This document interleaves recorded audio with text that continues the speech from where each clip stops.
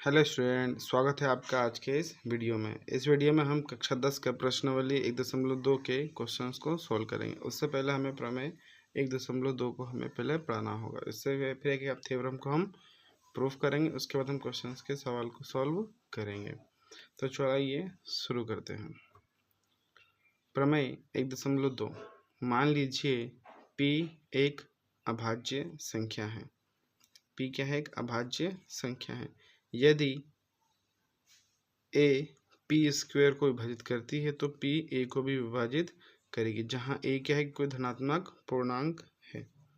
ठीक, तो कैसे कहने का मतलब ये है कि जो p है वो क्या कर रहा है? a स्क्वायर को विभाजित करेगी तो कुछ आपको एक पूर्णांक देगा। इसी प्रकार से जो p है वो किसको विभाजित कर रहा है? a को भी विभाजित करेगा, तो a बटा p। इसको भी करें तो कोई ना कोई क्या मिलेगा? आपको एक पूर्णांक मिलेगा, जहाँ पे p क्या है? कोई अभाज्य संख्या है। अभाज्य संख्याएं क्या होती हैं? अभाज्य संख्या क्या होती है? 2, 3, 5, 7, 11, ऐसे बहुत सारी अभाज्य संख्याएं होती है, जहाँ पे a कोई क्या है? पूर्णांक है। वो p से विभाजित हो जाएगा। फॉर एग्जाम्पल क्या कह रहा है वो कि मान लीजिए कोई 10 है ना, तो 10 का स्क्वायर बटे में 2 भी क्या एक अभाज्य संख्या है। तो 10 का जो स्क्वायर मैं जब करूँगा तो क्या मिलेगा? 100 बटे में 2 भागित कर, तो मैंने कितना मिला? मुझे 50। इसी प्रकार से अगर कोई a स्क्वायर जो है, कोई संख्या जो p अगर a स्क्वायर को विभाजित करे तो कोई पूर्णांक मिलेगा। तो यहाँ पे मेरे पास में p जो है वो 2 है और a मेरे पास में क्या है? 10 है। 10 का स्क्वायर 100 होता है, इसका भाग दिया। तो ये जो अब p जो है वो a को विभाजित करेगा, मतलब ये जो 10 है, ये जो 2 है, 2 किसको करेगा? 10 को भी विभाजित करेगा, तो आंसर कितना आएगा? 5। तो यहाँ भी पूर्णांक आ रहा है और यहाँ भी क्या आ रहा है? पूर्णांक आ रहा है। अगर मेरे को दूसरा एग्जाम्पल, इसमें मैंने बोल दिया कि 10 है, मतलब 10 ही ले लिया मैंने, एक ही वैल्यू है ना, और उसका वर्ग करा। अगर उसको मैं 5 से भाग दूंगा तो 5 एक क्या है? अभाज्य संख्या है। तो इसका वर्ग करने पे कितना आएगा? 100 बटे में 5 भाग देंगे तो कितने पर जाएगा? ये 20 बार। तो 20 भी क्या है? पूर्णांक मिला। तो जब ये 5 अगर 10 के स्क्वायर को याद करते, जो 5 किसको विभाजित करना चाहिए? 10 को भी विभाजित करना चाहिए। तो ऐसे कितना मिलेगा? 2। तो ये भी एक पूर्णांक है, ये भी एक पूर्णांक है। ठीक, अगर इसको हम दूसरे तरीके से समझेंगे तो किस प्रकार समझेंगे, इसको देखते हैं ना। ये तो पहला तरीका। दूसरे तरीके से हम इसको कैसे देखेंगे? हमको क्या करना है, जो कोई भी संख्या अगर मैंने लिया, जैसे फॉर एग्जांपल मैंने अगर 6 लिया, ठीक, तो 6 के अभाज्य गुणनखंड क्या बनेंगे मेरे पास में? 2 बनेगा और 3 बनेगा। तो इस ये लाइन से मैं ये बात ये कह सकता हूँ कि ये जो अभाज्य गुणनखंड है 2, ये किसको विभाजित करेगा? 6 को विभाजित करेगा। फिर इससे मैं दूसरी बात भी कह सकता हूँ कि ये जो अभाज्य गुणनखंड मेरे पास में 3 है, ये इस 6 को भी विभाजित करेगा। अगर मैं इस 6 का वर्ग कर दूं, इसका 6 का वर्ग कर तो मेरा क्या बनेगा? 6 का वर्ग, वो क्या बन गया? 36। अब 36 के अभाज्य गुणनखंड क्या आएंगे? 2 गुणा 2 गुणा 3 गुणा 3। मतलब ये जो गुणनखंड था इसका भी मैंने वो क्या कर दिया? वर्ग कर दिया। तो किसी संख्या का वर्ग करने पर जब उसका गुणनखंड का वर्ग करेंगे तो ये जो 2 है ये अभी भी किसको डिवाइड करेगा? 36 को। ये किसको विभाजित करेगा? 36 को। 3 भी 36 को विभाजित करेगा और ये 3 भी 36 को विभाजित करेगा। तो इसका मतलब ये कि जब हम किसी संख्या का वर्ग कर देते हैं तब भी वो उसी अभाज्य संख्या से क्या होगा? ये देखो, यहाँ भी 2 से विभाजित हो रहा है, यहाँ पे भी 2 से विभाजित हो रहा है। अगर इसमें संख्या का 3 भी कर दूंगा तब भी किससे विभाजित होगा? 2 से ही विभाजित होगा। अगर संख्या का 4 भी कर दूंगा तब भी 2 से ही विभाजित होगा। तो इसी प्रकार से कोई संख्या मेरे पास में अगर a है, जैसे यहाँ पे अगर मेरे को 2 ही गुणनखंड मिले ना, अगर मैं 6 की जगह यहाँ पे 12 लेता तो यहाँ पे क्या अभाज्य गुणनखंड मिलते हैं मुझे? 2 गुणा 2 गुणा 3 मिलता। ये अगर मैं इसकी जगह कुछ और ले लेता, 30 ले लेता मैं, तो क्या मिलता मेरे को? 2 गुणा 3 गुणा 5 मिलते, है ना। तो ऐसी अभाज्य संख्या जो है, तो छोटा सा नंबर 30, अगर मैं से लेता सपोज अगर कोई इतना बड़ा नंबर ले लेता, है ना, तो मुझे और इसके बहुत सारे अभाज्य गुणनखंड मिलते हैं, है ना। तो इसी प्रकार से 12 के मुझे 3 गुणनखंड मिले, 30 के भी मुझे 3 मिला। अगर इतना बड़ा कोई नंबर, इससे और बड़ा नंबर तो मुझे और गुणनखंड ज़्यादा मिलते जाते हैं। तो इसी प्रकार से कोई नंबर है जिसको मुझे नहीं पता कि वो नंबर क्या है, तो मैंने मान लिया a। तो जो गुणनखंड है यहाँ पे, इसको जो भाजित कर दे, इसको मैं क्या मान सकता हूँ? P1। P2, P3, P4, P5 और डॉट डॉट करके कहाँ तक जाएगा Pn तक, क्योंकि मुझे नहीं पता कहाँ तक के उसके अभाज्य गुणनखंड है।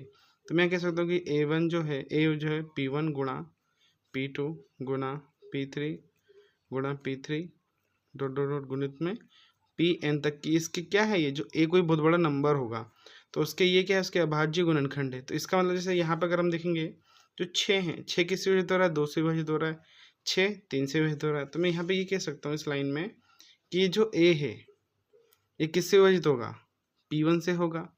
ये जो A है किससे विभाजित होगा, P2 से भी होगा। ये जो A किससे विभाजित होगा, P3 से भी विभाजित होगा।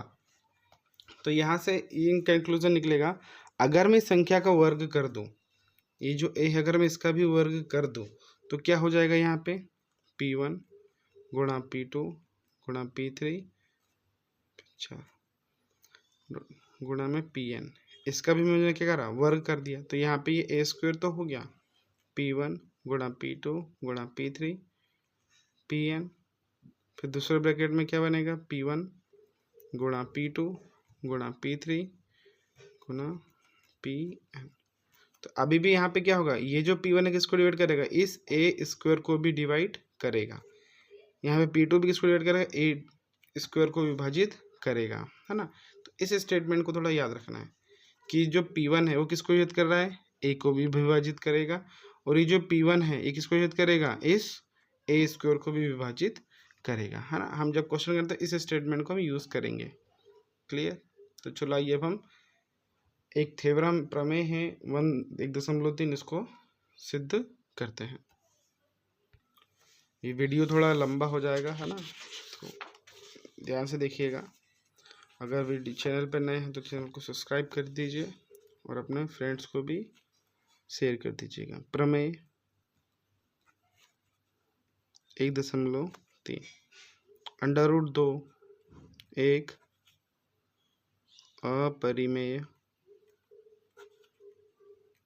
संख्या है, इसको हमें सिद्ध करना है कि √2 एक परिमेय संख्या है। तो हम इसको उल्टा मान के चलते हैं ना, इस क्वेश्चन में हम इसको उल्टा मानेंगे कि माना √2 एक परिमेय संख्या है। अगर ये परिमेय संख्या है तो इसको हम क्या लिख सकते हैं, √2 बराबरी से a/b। तो जहाँ a जो b है, b बराबर किसके नहीं है, 0 के, तथा a और b सभाज्य संख्या है। सहभाज्य संख्या वो होती है कि a और b में कोई भी उभयनिष्ठ गुणनखंड नहीं मिलेगा, है ना, ये होता है। सहभाज्य का मतलब ये होता है कि a और b का जब हम गुणनखंड करेंगे तो उसके बीच में कोई भी उभयनिष्ठ गुणनखंड यानी कॉमन संख्या नहीं मिलेगी। तो √2 बराबरी से a/b, ये b काय में भागित में, इसको क्या जाएगा गुणा में, तो ये बनेगा √2 b बराबरी से a। ठीक, अब इसका हम क्या कर देंगे, वर्ग करेंगे। तो दोनों तरफ वर्ग करने पर, दोनों तरफ वर्ग करेंगे तो √2b का वर्ग बराबरी से a का वर्ग। तो ये वर्ग √2 का भी और b का भी है ना। तो 2b² = a², है ना। ये समीकरण नंबर 1। अगर आप यहाँ ध्यान देंगे यहाँ से तो ये 2 काय में है, गुणा में है, तो ये किस में जाएगा, भागित में जाएगा। अभी हमने थ्योरम पढ़ी थी ना यहाँ पे कि ये जो P1 है किसको डिवाइड करेगा, इस a को डिवाइड करेगा। इसी प्रकार से यहाँ पे जो संख्या आई हमारे पास में 2, ये किसको डिवाइड करेगा, a² को क्या करेगा, विभाजित करेगा। तो यहाँ लिख सकते हैं हम कि 2a² को विभाजित करता है, तो ये जो 2 है a को भी विभाजित करेगा।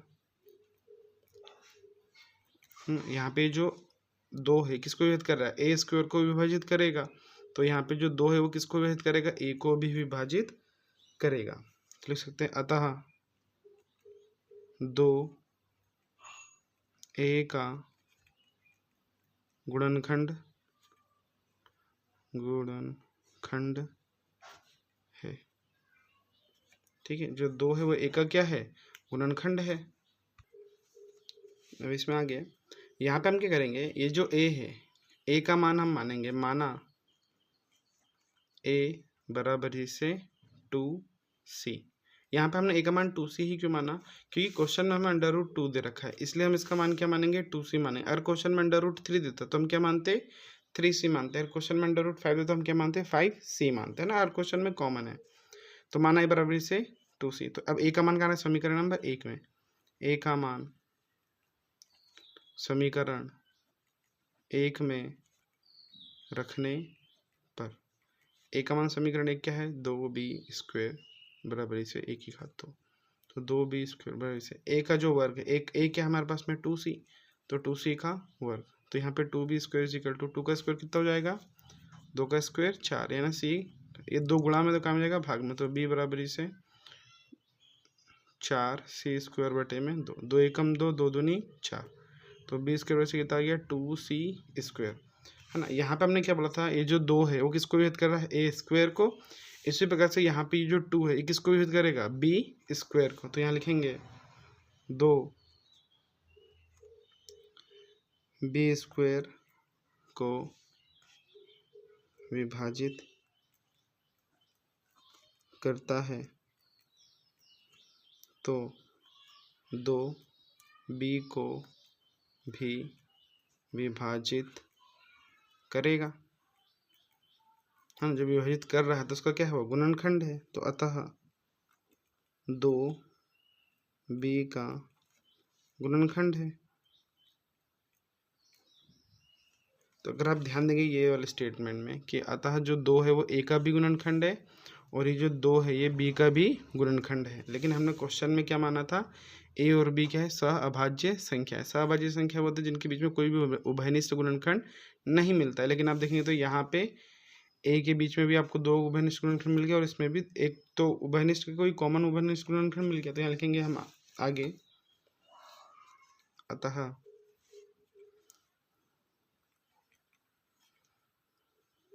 ए और बी में कम से कम एक उभयनिष्ठ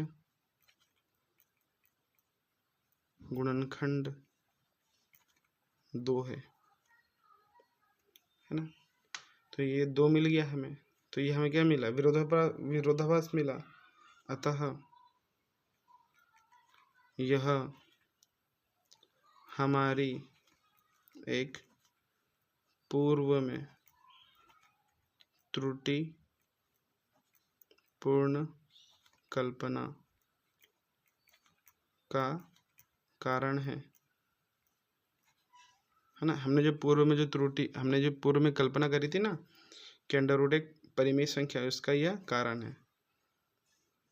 इसलिए